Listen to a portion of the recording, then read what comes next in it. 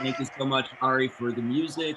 And we might have a few more people joining us as the minutes go by, but people's time is precious. So I think we should get started. Welcome, wonderful welcome to everyone who's joining us here tonight. My name is Judri Subar, and I am honored to be acting as essentially master of ceremonies for this evening. What I'd like to do to start out is to just run through the program as it's set up for tonight. What we're going to do is start out with a Dvar Torah, some words of Torah from my fellow Uri L'Tzedek board member, Rabbi Dina Nyman.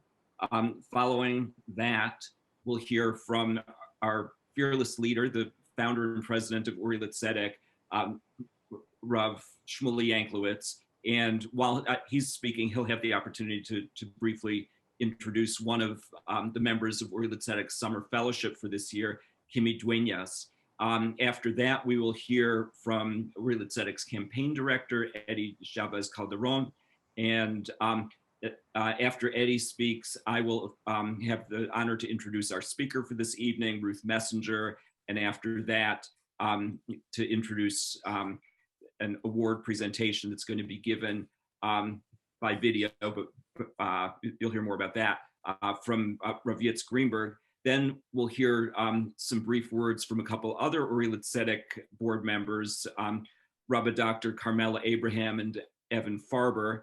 And we'll have some concluding words from Rav Shmuley, and then an opportunity as we wrap up for questions from anyone who wants to ask any. So that's a lot, and therefore, without any further ado, let me introduce my fellow board member again, Rabbi Dina Nyman.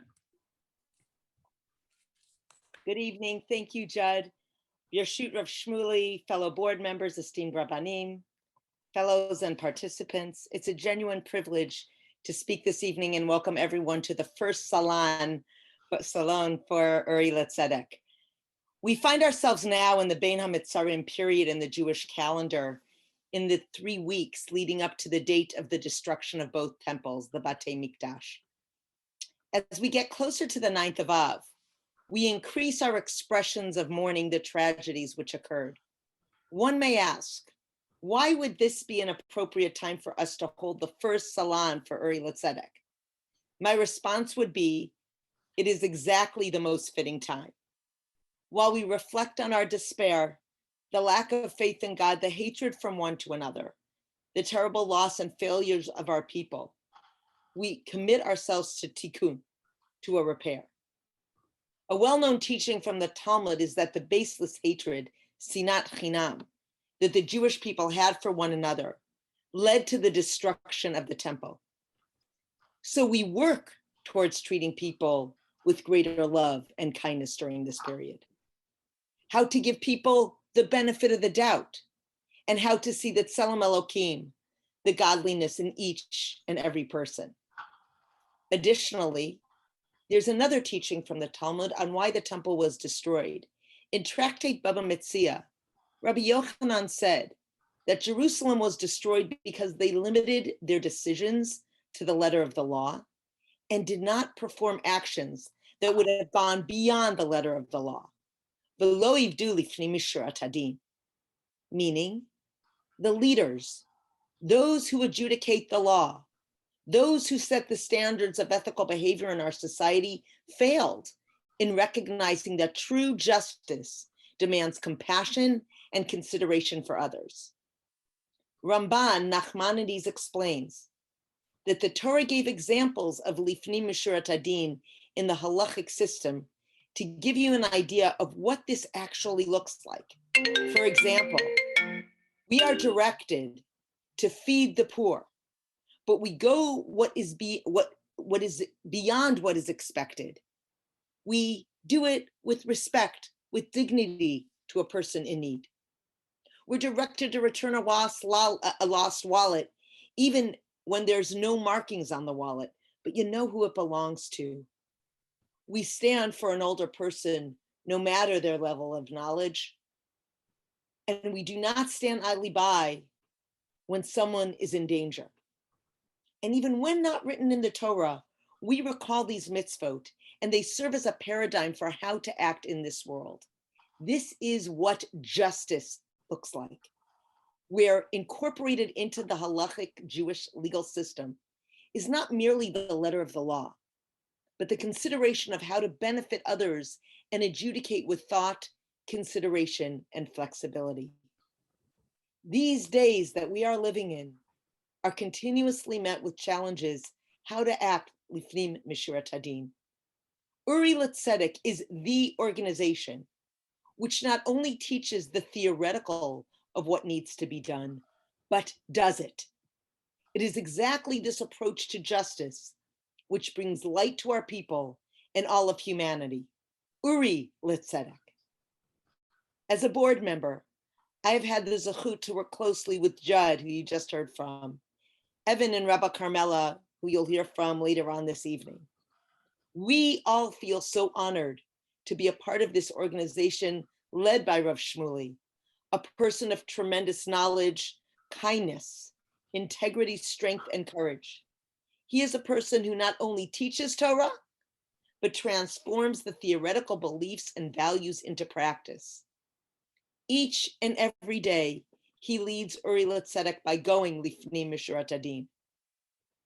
It is not unusual to receive emails of daily work accomplished by Rav Shmuley, his staff, and volunteers. Even at the end of last week, I received an email which said, today, taught about mass incarceration, protested for asylum seeker rights, had a huge outreach event downtown for those dying from heat and dehydration, and raced to get them cold water. And of course, running many organizational meetings and mentoring interns and teaching Torah and inspiring our world. This is all in a day's work. This is what it means to move beyond the law. This is tzedek. This is tikkun. The fix we need to go from a place of destruction and despair to building our world and repair. I hope you will join me and so many who get involved in this most necessary organization. It is an umbrella for many different facets of doing just this. Let's challenge ourselves to involve ourselves in actively shaping not only a better future, which it does, but by being committed ambassadors and partnering with God, by actively working to create a more just, compassionate, and loving world, giving dignity to all of God's creations. Uri L'Tzedek is the paradigm for how to put this into action. It is with tremendous hakarat hatov, or gratitude to Rav Shmuley for all he has innovated, to remind us of what truly Hashem wants from us. So during these 9 days, yes, these 9 days, let's learn from Uri L'Tzedek to find love instead of hate. And may we go beyond what is expected of us. And in that way, may we merit to see people reunited with their loved ones at the border, a reduction in hunger and starvation, judging people favorably, and ensuring that there is mutual respect and dignity to God's creations. Yashar koach to Rav Shmuley and the entire Uri L'Tzedek team. May they continue to grow, inspire, and engage us all with their critical work for the repair of our world. Chazak ve'amatz. Amen, amen. Rav Dina, my teacher, thank you so much for your beautiful words of Torah. Your beautiful words of Torah. Friends, in the 9 days, we say in Eicha 5:3, Yatomim hayinu, we were orphans. We're used to saying Avadim hayinu, we were slaves. But we're reminded, not only were we slaves, we were also vulnerable children. We are still vulnerable children. And that is to inspire not a mentality of trauma, not to perpetuate such a mentality of trauma, but rather to cultivate empathy. That a study shows in the last few decades in America, the capacity for empathy has dropped 40%. And friends, the Ger Rebbe says, just as a seed contains the fruit, so Galut contains the essence of Geula within itself. So does our exile contain the essence of redemption within that, just like a seed contains the fruit. we can rebuild from what we hold. And that is our mandate. That is our mandate, to rebuild a whole world from a broken world. As it says in the Talmud, Mashiach is going to be riding a 1,000-colored donkey. Redemption is polychromatic. It is multicolored. It is diverse. It needs everyone. It needs everyone in. And that's why we're called. We're called Avraham Avinu and Sarah, chosen as the first Jews. They are chosen to be Jews in order to do justice, to be the opposite of Sodom, because Sodom is a place that hates the foreigner. It hates the poor. It wants to penalize them for being poor and for being strangers, rather than reach out a hand of love. So friends, I just want to briefly run through a few of the things that we're doing right now. And at the end, we'll have a Q&A where you can ask questions about any of these programs. But we continue to have three primary pillars. If we go to our next slide here, our first pillar is education is always primary for us, to root whatever we do in Torah, to root what we do in Talmud Torah. We're going to learn the issues. We're going to not only learn the sources, the Rashi, Tosfot, the Talmud, the Halakha, the Shulchan Aruch, the contemporary thought.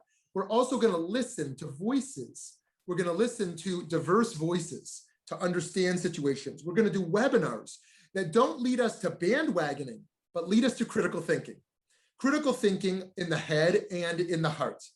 And to know that the power of Torah can and must move us to build a more just society and to support the vulnerable. The Torah is not there primarily to comfort us, but to charge us, right? Like we did in our anti-racism series we did over this last year, to listen to Jews of color, and others and Gentiles of color, to understand the dynamics, to be uncomfortable and to wrestle with what it means to have white privilege, to understand what it means to be a Jew in America today. And then to see that in our learning, all of this learning, whether we're doing anti-hate or tenant rights or gun violence or worker rights, to see that it's ultimately about mitzvah. But mitzvah is not just the realm of action. Mitzvah comes from tzavta, which means connection, right? Through mitzvah, we build community. We build holy communities of solidarity that transcend our prayer communities, that transcend our core identities into a more seeking to do here in our leadership development work of empowering the next generation of young Jews, that there are two different archetypes of the religious paradigm in Jewish thought. And all too often we emphasize the religious paradigm of chassid. The chassid is the pious, but the second model is the tzaddik, the righteous. And of course one can be both, but for us to remember that the moral always transcends the spiritual, always precedes the spiritual. And the Radbaz, Rav David ibn Zimra of the 15th century Spain and Israel, he tells the story about how a jailer went to the prisoner and he said, you're going to get one day free. You're going to be free one day of the year. What day do you choose? Do you choose Pesach, Yom Kippur? What will you choose? And he says, right now. I choose right now, right? That is the day of freedom. The liberation we're pursuing is the moment of right now, right? That it does not wait. And that's why we move to action. We move from education to leadership development and now to action. And in action, this is our most cherished sphere that emerges from the first two, where we are doing work to assist asylum seekers, 50,000 over the last year. And he's going to share more about that. I think recently about a young mother, 19 years old, and her little daughter in our house for Shabbat. They just came over from Honduras. And we couldn't talk to them. Our Spanish is bad in our house. And then I looked down the hallway Friday night, and my little daughter is playing with this little girl, this 2-year-old and 2-year-old, and they're just laughing. And they didn't think about who's a citizen or who's Jewish or who's not, or who has financial means and who doesn't. They were just two children laughing. And that was the simcha of Shabbos, the feel, the understanding of what it means to be human and to have that human solidarity. I think of our Tav HaYosher work, where we're standing up for workers, oftentimes immigrant workers, in the back of kosher restaurants. I think of Maria, who I met recently, Maria in the back room, she's an invisible person. She goes on the bus, she leaves her little children at home in the apartment. She goes on the bus when it's still dark and no one sees her. She goes into the back room of the restaurant and no one sees her. She works in the back room cleaning pots and pans all day and all night. She gets back on the bus late at night and no one sees her and she goes home. And we are to make invisible people seen, to make unheard cries heard. And to understand that kashrut has to have yashrut. Tava Yosher is about bringing that ethical integrity back into what we consume. I think about our homelessness work.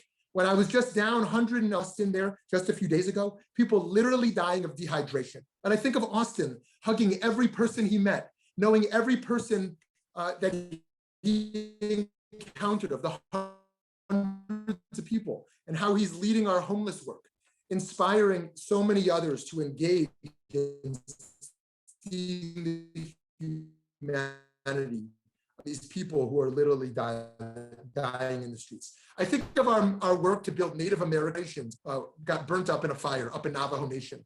And we went up there, brought masks and all types of supplies they needed, but it was more than the supplies. It was the relationships, to see that what it means to be a Jew is to be there humbly on the front lines in relationship wherever we are needed. And so friends, I want to pause for a moment because we have a great fellow here, Kimmy, who's in our fellowship right now, our summer fellowship, where we are educating a wonderful group of about a dozen fellows and who are leading projects to create change. And Kimmy wants to share just a minute about her experience. Hi everyone, it's such an honor to be here, and I can definitely say that Uri L'Tzedek is an organization that walks the walk and talks the talk. They're so committed to and invested in empowering the next generation of leaders through the most valuable gift that we have as a Jewish people, through our wisdom and our compassion. And I'll never forget, on day one of our fellowship, Rabbi Shmuley said that our Judaism is what connects us and uplifts us. And when I looked around at our cohort, I saw beautiful leaders in our group from all different backgrounds, heritages, life experiences. And I deeply felt the impact of that connection. And it transcends who we are or where we are, but rather what we are. And we are learners, and we're leaders, and we're justice seekers. And in our fellowship, we're exploring why the Torah must be included in our justice. It gives us fuel for our inner fires. It gives us nuance and deeper meaning. And the Torah gives us a blueprint and a reminder of our responsibility to one another. And one of my favorite verses from Torah, Ve'ahavta l'recha kamocha, love your neighbor as you love yourself. And that's reason enough to be here and to be part of this work, that our common humanity is enough. And in our fellowship, we've explored adaptive leadership models, workers' rights, racial equity, the prison system, immigration, women's rights, and that's just to name a few, all of which impact each and every one of us. They're all interconnected. And one of my biggest feelings that I have in our fellowship together is a feeling of being held. Leaders need leaders. Leaders need spaces to learn and grow. And I'm personally so grateful for this space to be supported in my leadership. I'm the community manager for a growing organization called Jutina Eco, and that stands for Familia Jutina, and we're building community for Latin Jews. And I feel deeply supported, and I feel really confident with more knowledge and with more awareness as I continue to build with my team more leadership development opportunities and wellness programming. So really just beyond grateful for this learning opportunity and to be part of this family. Thank you so much. Amazing. Thank you so much, Kimmy.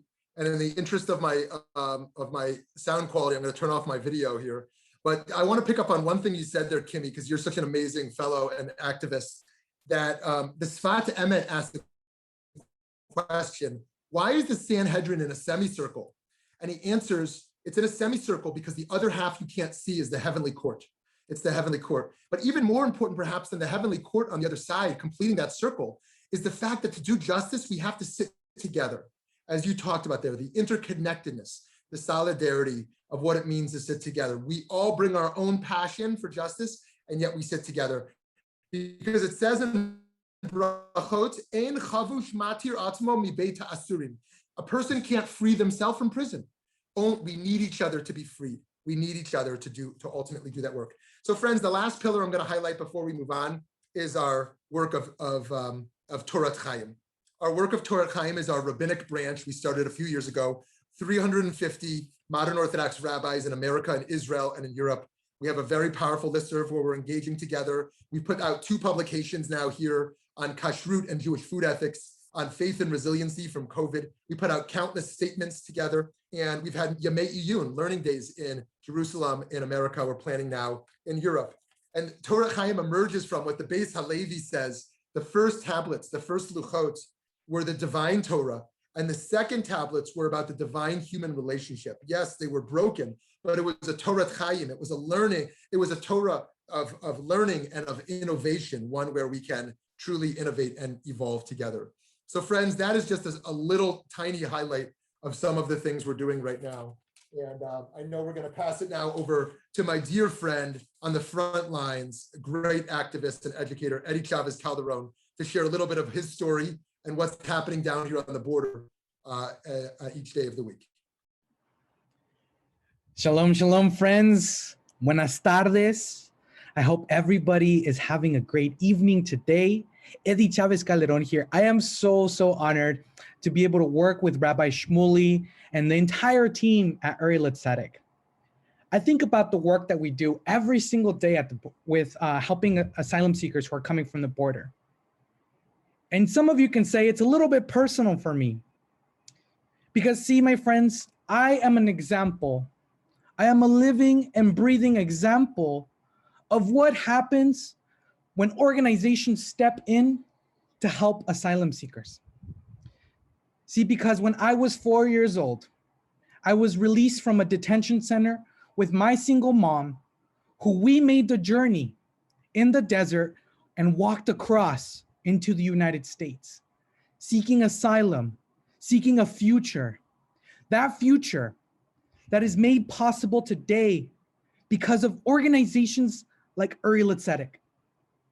Every day I get to relive my dream of having that hope by helping out families directly who are coming in here.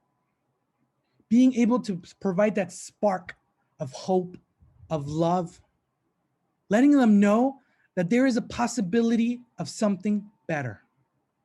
Uri L'Tzedek has been, like my great mentor, Rabbi Shmuley said, we are honored to be able to help out more than 50,000 families, my friends. 50,000 families who for a second, once they are off that immigration bus and their shackles are released, they get a warm plate of food, the children get a toy, and a hug from us to let them know that humanity is back, that they are okay, that they will be okay. And it's all thanks to the support that we get from our community, every single one of you. Uri L'Tzedek will continue to fight for the dignity of all these families, to let them know that somebody's here for them, that somebody will provide a warmth for them. Because we know far too well how to treat a stranger. More than 36 times we're told. So we make sure that when those folks come here, our arms are open, our hearts are open, and our empathy is open. My friends, I am so happy to lead this program with my friend Rabbi Shmuley and continue the work of helping vulnerable families. Like I said, I am a living and breathing, and I'm here to tell you that if organizations like Uri L'Tzedek are the reason why I'm here, are the reason why we can continue to repair our broken world. Thank you, friends. Thank you so much, Eddie. And now it's my great honor to introduce our speaker for this evening, Ruth Messenger. I first had the pleasure of meeting Ruth as a fellow cyclist, but she is so much more than that.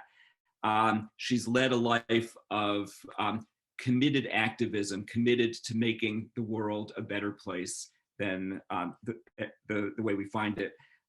She's been a borough president in New York City, the head of American Jewish World Service, which has done so much wonderful work, which did so much wonderful work under her leadership for Jews around the world and humans around the world more broadly. She's an important activist in our day, and beyond that, she is such an incredible inspiration to so many. So we're honored to hear from Ruth Messenger. Thank you, Judd. Good evening to everybody. I am still riding my bike. I begin my remarks by thanking the members and elders of the Lenape tribe who stewarded the land and water that is now Manhattan. I hope this is a thought that remains with you moving forward in a world where land is too often denied the people who are occupying and farming it. It's my honor to be part of this distinguished group, this evening salon, and even more so to be honoring an extraordinary group in and of the Jewish community. You've already heard a great deal of their successes, but I think some of it bears repeating because Uri L'Tzedek is truly an organization that is known by its work, known by its commitment to the belief that study is important because it leads to action. And what actions? As Eddie suggested, we are celebrating tonight particularly Uri L'Tzedek's astounding presence on our southern border, where it is the only Jewish group providing relief at the border on a daily basis. Where over 2 years, as you heard, it has helped over 50,000 asylees with immediate needs for food, clothing, and healthcare. Uri L'Tzedek supports families that make it into the United States. Very importantly, it engages others throughout the country to help with that work. And it thoughtfully advises us all on the broader systemic issues from ICE to immigration policy that should define our advocacy if indeed we want to be a people committed to helping the other and the stranger. Now, some of you know the border work well or have heard about it this evening, and all of you know Rav Shmuley and his wisdom. I'm not sure you all know the many range of issues and causes to which he's brought his vision and his energy and his persistence. The history and range of the work of Uri L'Tzedek is broader than the work at the border. It works closely with Native communities, fully respecting their dignity and their capacity to plan their own futures. Since its earliest days, it has stood for workers' rights, whether that was at kosher restaurants in New York City, where it granted its Tav HaYosher certificate based not only on the appropriateness, the kashrutness of the food served, but on the treatment of the servers, or took those same energies to the large agro-processing plants in the middle of this country that were abusing their employees. Uri L'Tzedek in its early days was a significant voice for racial justice in school systems in upstate New York. It has worked for changes in healthcare for marginalized populations. And wherever Shmuley is, for those of you who know him, it has always worked for improvements in the care of children in need. Over and over again, whether in its own geographic community out there in Arizona, in the Orthodox community, in the broader Jewish community, and of great importance in the broad, super broad interfaith and secular communities where it works, Uri L'Tzedek has been exemplar for each of us and an exemplar to others about what it really means to put our values and our beliefs into action, practicing chesed and pursuing justice. It's an honor to call out the greatness of this organization and of its founder. But then Shmuley asked me if I would provide a further word of Torah. Now that seems ridiculous to me because Shmuley is the word of Torah. Dina has done an extraordinary job already this evening. And Shmuley and Yitz and a few others are my Torah teachers. That said, I always do what Shmuley tells me. So I went and did a little additional reading. And I just share briefly 2 text-based comments. One, which draws in this instance from the comments of Shai held on this week's Parsha, is that, quoting Rav Kook, is that we serve God best by being fully present wherever we are.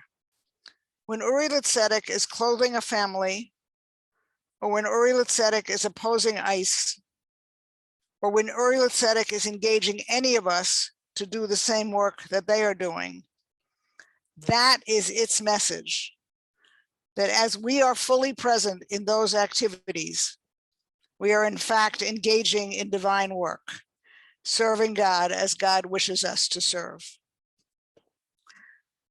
My other comment tonight comes from a recent commentary of the distinguished Rabbi Yitz Greenberg. I used it in a drash 10 days ago, but I think it bears repeating here. Yitz wrote of the deep Torah value of continuity across generations, of our doing the work we do as part of a chain of covenant keepers. We are a people, he says, with the consciousness and capacity of 1,000 asylees, with immediate needs for food, clothing, and health care. Uri L'Tzedek supports families that make it into the United States. Very importantly, it engages others throughout the country to help with that work. And it thoughtfully advises us all on the broader systemic issues, from ICE to immigration policy, that should define our advocacy if indeed we want to be a people committed to helping the other and the stranger. Now, some of you know the border work well or have heard about it this evening, and all of you know Rav Shmuley and his wisdom. I'm not sure you all know the many range of issues and causes to which he's brought his vision and his energy and his persistence. The history and range of the work of Uri L'Tzedek is broader than the work at the border. It works closely with Native communities, fully respecting their dignity and their capacity to plan their own futures.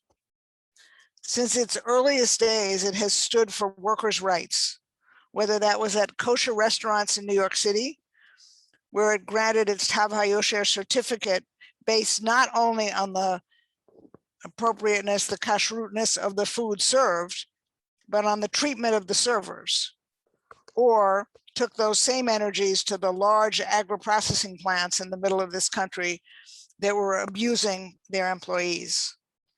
Uri L'Tzedek in its early days was a significant voice for racial justice in school systems in upstate New York.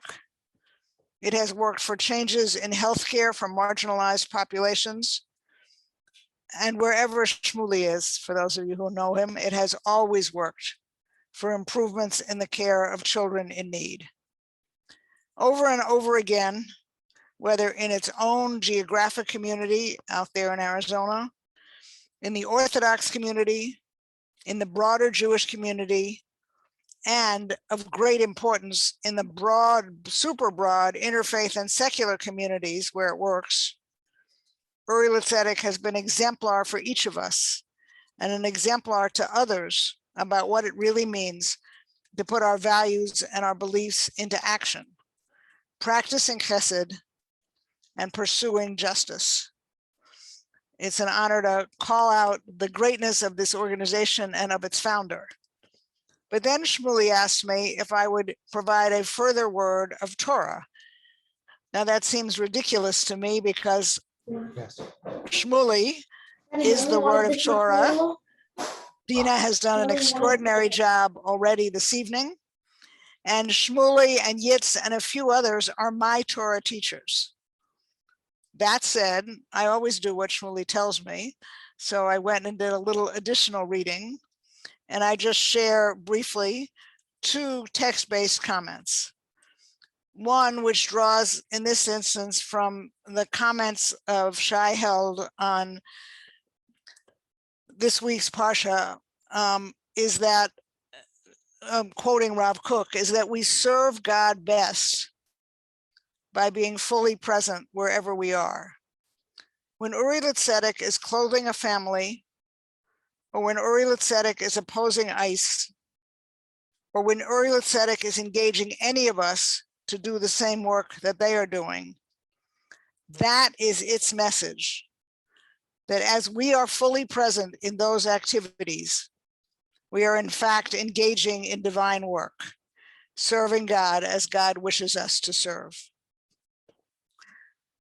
My other comment tonight comes from a recent commentary of the distinguished Rabbi Yitz Greenberg. I used it in a drash 10 days ago, but I think it bears repeating here.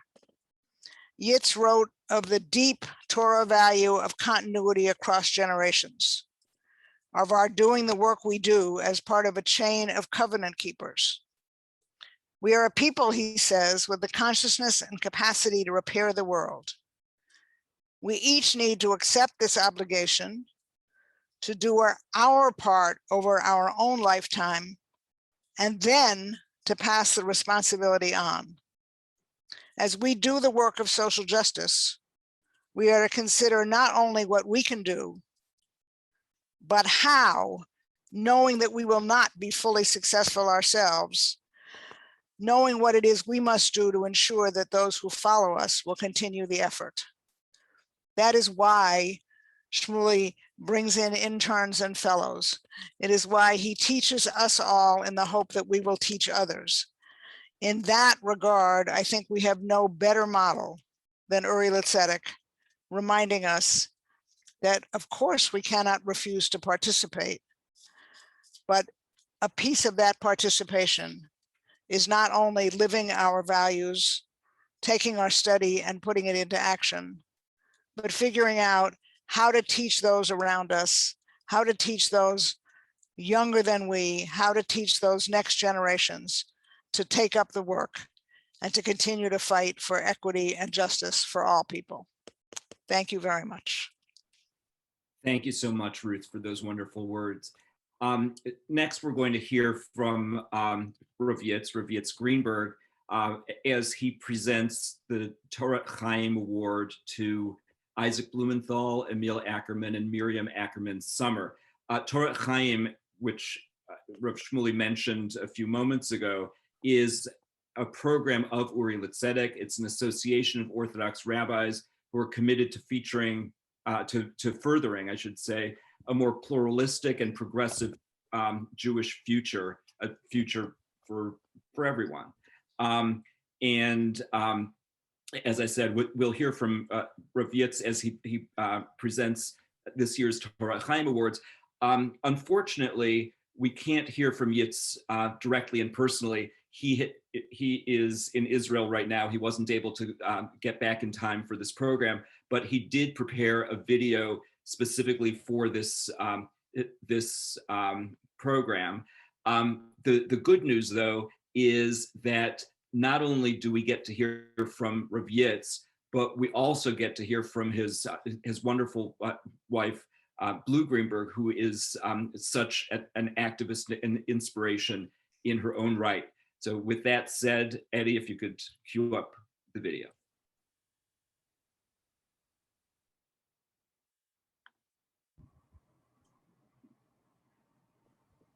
We're very honored to be with you on Zoom. Right. As a family, we're particularly proud to support this Young Leadership Award in memory of our son, J.J. Greenberg, Zichrono Livracha, and for the kind of work that is being done by the leaders and by the winners of this year as well. J.J. was a progressive Orthodox Jew. He loved the Torah, but he loved a full embrace of life. He was a pluralist who welcomed every Jew into the canopy of the Torah's embrace and the Torah's love. He was strongly for bringing in women's equality, for bringing in minorities and sexual minorities and other groups that had been excluded in the past. He strongly believed that the Torah was affirmation of life. He himself had a great love for Israel, a great love for life experiences. He traveled, he enjoyed, loved music above all, and in fact played in Shlach Rock, a kind of a pickup group that developed, led by Lenny Solomon, that tried to apply contemporary music with Jewish words. We're particularly thrilled that his tradition, his greatest professional contribution was the creation of Birthright Israel, which again has its hallmark. All Jews were included, all Jews were eligible for this free gift, and it brought them together in group and friendship and education and in love of Israel and experience of Jewish life and bonding with each other. This year's winners reflecting Torat Chayim's commitment. Torat Chayim is committed to bringing a humane Judaism that affirms the vulnerable, that looks out for those who don't get justice, that welcomes the immigrants and the survivor and the asylum seekers, that understands that only when we embrace all those who are neglected and who are needy, are we truly with God, who says, the mighty and awesome God who lives in the heights of the universe, nevertheless is found closest with those who are humble in spirit and those who suffer at the hands of society. This year's winners are threefold, and we welcome both of them, all three of them. One is Isaac Blumenthal, who, starting as a young child, has expressed his orthodoxy in embrace of all kinds of people, in volunteering and caring, in looking out, serving as a volunteer in a church and serving as a volunteer in helping people, working with the base in Harlem and so on and so forth. And of course, our couple who are already as a husband and wife team, taking the values of Torat Chayim, values of progressive orthodoxy, to France, to the world. They have come from France to study at YCT, Yeshivat Chovei Torah, and Maharat individually, and they, to us, represent the extra dimension of building a family and of love as the basis of commitment. So we're particularly thrilled that these are the winners who are carrying on JJ's name and JJ's tradition. And hearing the remarkable work of the winners, the three winners, made me feel, just reminded me of JJ, because he had a passion for the underdog. He loved service. JJ could enter a room full of people and know immediately who felt as an outsider and would gravitate towards that person and bring him or her in. And so certainly the work that our special honorees have done testifies to those values and that orientation to life. And we're very, very proud to be affiliated and supportive of your work. And may you go, Michael El Choyel, and continue your blessed work in the world. Thank you to all who are participating. Thank you for all at the beginning of a great career of service and leadership, and in bringing Torah and loving Torah and a Torah of justice and of human compassion to the whole world. Thank you. Amen. Thank you. Amazing, amazing. Friends, these are remarkable people who we are celebrating tonight. Emil and Miriam, first of all, they're up awake in Paris right now, if you can calculate the hours. Being awake in Paris right now, we owe them just the gratitude for doing that. And they are fighting anti-Semitism in Europe and Islamophobia. They're building interfaith communities. They're building Ayeka, modern Orthodox community. They are both teachers of Torah and they are teachers of social justice, Torah social justice, and are remarkable people at Chovevei, at Maharat. And we're so honored that they're Torat Chayim recipients, and you will hear more of them in America, even though they are based in Paris. So thank you both. We hope you can still get sleep tonight, and thank you for being with us here, a part of our celebration. And Isaac Blumenthal, this is what a neshama. Isaac Blumenthal has, even before he flew out here, was active constantly, but he flew out here to Phoenix at the border, and he has been, for asylum seekers, cleaning mattresses. He's been cleaning mattresses for people arriving who are just dropped off by ICE. He is out there in the homeless camps, delivering water and supplies. He drove out to LA to work on our Tava Yosher campaign to get more restaurants signed up in the heat, traveling restaurant to restaurant to meet with workers. But not only that, he's stuffing envelopes, supporting on every level, but he does all this, just like Emil and Miriam. They do this work. He does this work as a mensch. They do this work with deep character, with humility, to understand that it doesn't make us more popular or more wealthy to fight the good fight. What it does is it makes a Kiddush Hashem. It transforms this world, and they do this with great courage and humility. So Mazel Tov, Mazel Tov. Isaac is going to share just a word, and then we're going to have the chance to hear from Emil and Miriam as well. Hey everyone, thank you so much for coming. I'd like to thank Rabbi Yitz Greenberg and everyone at Torat Chayim and Uri L'Tzedek for all their work and this award. Over the past month, I've been interning here in Phoenix, and it's been the most meaningful and enlightening month of my life. I've been able to combine the intersectionalities of social justice and Torah by supporting vulnerable asylum-seeking families and providing food and water to those struggling with poverty. Lastly, I'd love to thank Eddie and Rabbi Shmuley for inspiring me, as well as many others, on a daily basis.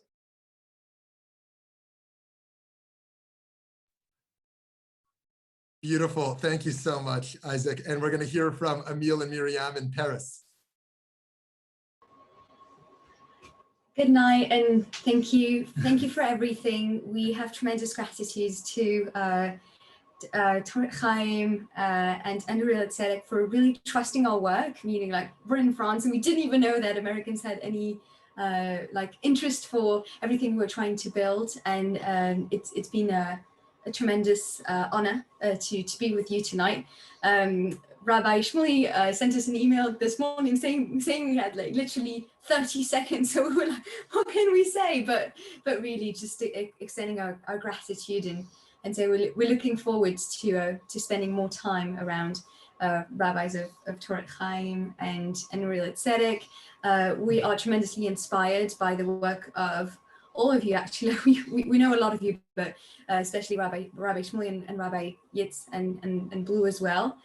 So you're role models for us, and as we're building this community in France, we recognize that we draw inspiration from you constantly, and hope to continue doing this work, having great role models such as you are. Thank you so much. Thank you for everything. And Mazel Tov to Isaac as well.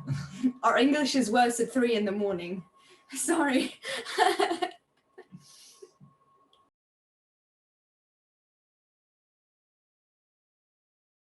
Mazel Tov to you guys too. Mazel Tov to all. And now over to Rabbi Carmela and Evan for some almost concluding remarks. Yes, absolutely. So Evan and I want to thank all the remarkable and inspiring speakers tonight and our honorees. It is truly a privilege to be a member of the Uri L'Tzedek board. So thank you for that honor. I wanted to just talk quickly about a piece from the Talmud in Gittin. We find the following teaching. Our rabbis taught, we sustain the non-Jewish poor with the Jewish poor.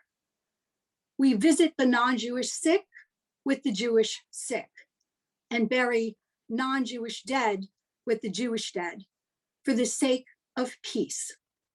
Says the Rambam, this is not just a mere teaching, it is actually a commandment. And the Rambam cites 2 verses, 2 psukim. Tov Hashem l'kol v'rachamav al kol ma'asav. God is good to all, and his mercy extends to all his works. Second verse, second pasuk, Derachecha darchei noham v'chol netivoteha shalom, a verse we're familiar with. The Torah's ways are pleasant ways, and all its paths bring peace, are peaceful. The Rav taught us that the Rambam is teaching here that we need to emulate God in all God's ways.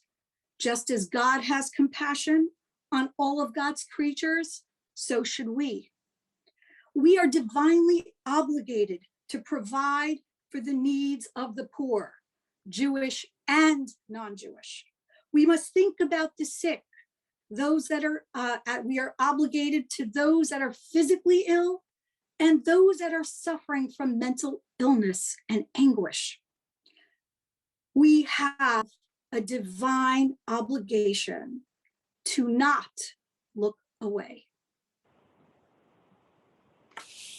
Thank you, Rabbi Carmela, and thank you everyone who has participated, but thank you even more to everyone who has joined us tonight. It is really, as much as it might seem like it's a one-man show with Rav Shmuley or with Eddie once in a while, it really is a community and an organizational and a movement-wide effort. And that's why we're here tonight, to try to deepen and broaden our engagement. So if you are here tonight, we very, very much appreciate it. And if you're asking what can I do, there are really two things. One is get more involved, help spread the word, help spread the message, and help with any aspect of Uri L'Tzedek's work that inspires you and that you have the ability and time to help with. You can get in touch with Shmuley or Eddie or any Uri L'Tzedek board member to find out how you can be more involved, or just read Uri L'Tzedek's regular email blasts and respond. And then the second, of course, is this is not just a fundraiser, but also a fundraiser. We need donations as well in order to continue doing the great work that we're doing. Eddie has posted the link in the chat to donate, and we would be very, very grateful for any donations that come out of this. So thank you again for participating. Thank you in advance for all that you will continue to do and all that you will increase in your involvement with Uri L'Tzedek. And I will turn it over back to Judd, who hopefully will be able to field some questions. Thank you so much, Evan and Rabbi Carmela. Thank you so much to everyone else who's spoken tonight. Thank you to everyone who's here for simply showing up and hopefully listening, learning something about Uri L'Tzedek. We're a few minutes past our announced 9:15 ending time. We do invite, though, as Evan said, anyone who's interested in sticking around to ask any questions that you might have. I actually see one here that Richard Fulton has posed. I think I'm the only one who can see it, but let me read it. He says, great to see the wonderful work that Uri L'Tzedek is doing on behalf of and in relationship with other communities. It is important, isn't it, that those with whom we work hear about and support us with respect to concerns directly impacting the Jewish community today, in particular, the anti-Semitism that is emanating from both the right and the left. Do you raise those issues in your interactions? Rav Shmuley, do you want to take that one? Sure, absolutely. We feel that justice work is incredibly messy. Sometimes it's just beautiful and pure and feels amazing. And sometimes it's very messy to work in coalitions and work in partnerships. And we feel that an important part of justice work is combating anti-Semitism and combating Jew hatred and taking a stand to ensure that the dignity of our own people. And so sometimes we find ourselves in messy coalitions, but we have to have those hard conversations with people about the Jewish people and about our experience and about our history and about rising anti-Semitism. And we don't believe in bandwagoning, political bandwagoning, that we just jump on every cause this way or that, or we have to work with each partner. And we do believe that there are limits to who we at times we can work with. Nonetheless, we are proudly a part of all of these movements, the anti-racism movement and the immigrant rights movement and the women's rights movement and the LGBT movement, and thankfully find amazing partners who want to work with us. And we try to bring, where we can, a Kiddush Hashem to the Jewish people in the process. But you're absolutely right that undeniably, just as there's rising anti-Semitism in the far right, it's also in the far left. And we see it as a part of our work in those coalitions that combat that. And being on the inside of those camps, we can play a unique role to address that. Great, thank you so much, Rav Shmuley. I don't know if anyone else has any question that they might want to pose in the chat, or I suppose if you're more comfortable unmuting yourself for a moment and asking a question orally, that would be fine as well. Happy to take questions. If not, it's maybe not so late out in Phoenix, Rav Shmuley, where you are. It's getting a little bit later on the East Coast. in France, certainly, where our wonderful French honorees find themselves. It's still later, although I see that you're still with us, which is great. So I'd like to, again, thank everyone for joining us tonight. And let's keep fighting the good fight. As Evan said, I see Emma, you have a question. I realized I raised my hand like I'm in a class, but I could have just spoken out. I just wanted to say thank you all so much for this really, really inspiring event. I find it hard to find communities that hold a lot of the values that I hold at the same time. And my question is something that's been bothering me recently. I'm sorry for the background noise if you can hear that, is I've found it really hard to talk about white privilege, especially in Ashkenazi Jewish communities, because as soon as I say the word privilege, people's minds completely shut off. And you know, there's a lot of different factors and a lot of intergenerational trauma that plays into that. But I'm just wondering, like, how you address communities and people that might be triggered by those kinds of words or language, but could get involved and really do care about the causes. Thank you, Emma, for that question. I think that one of the most beautiful things that Uri L'Tzedek does here is that we lead through a process of education. How is it that we can educate folks on the systems that are affected and most of the time systems of oppression are fueled by white supremacy? And we let folks know that it is not a direct attack when we talk about these systems. But we acknowledge that there is a fact and need to act against and dismantle these systems of oppression, coming from a place of love and understanding, and letting folks know that this is no longer an attack, but an invitement. We don't call out folks, we call folks in, letting them know that we are all on a journey, that we all share implicit biases, and that all of us are walking on this new growth and education step. We are so proud to lead with that education and those stories that really start to open up the heart. Beautiful, thank you, Eddie. And you know, one Torah I love from Rabbi Nachman of Breslov. He says, "V'yahavta l'reacha kamocha" isn't love your fellow as yourself. Reacha comes from ra, from evil. Love your evil as part of yourself. And what Rabbi Nachman is saying over there is that each of us has our own shadow. Each of us has our own darkness. Each of us has our own blind spots, our own biases. And what it means to be a social justice warrior, so to speak, is not, hey, I'm all righteous and look, I'm on the right team and let's go fight the evil team over there, but actually to see within ourselves our own racism, our own Islamophobia, our own sexism, our own biases, our own, not just privilege, as you said, but a form of privilege that blinds us. And to love it means own it, take ownership of it, and learn from it and channel it towards good. And that's why we see this as a spiritual movement, not just an activist movement. It's a spiritual movement where we have to listen, we have to be introspective, we have to combat what's external that's causing a problem and the internal barrier as well. Emma, thank you so much for raising that. Thank you. I'll wait just for another moment or so to see if we have any more questions. And just scrolling down here. Okay, thanks so much, everyone. From my standpoint, it's been a wonderful evening. I hope it's been the same for everyone who's on here. Thank you.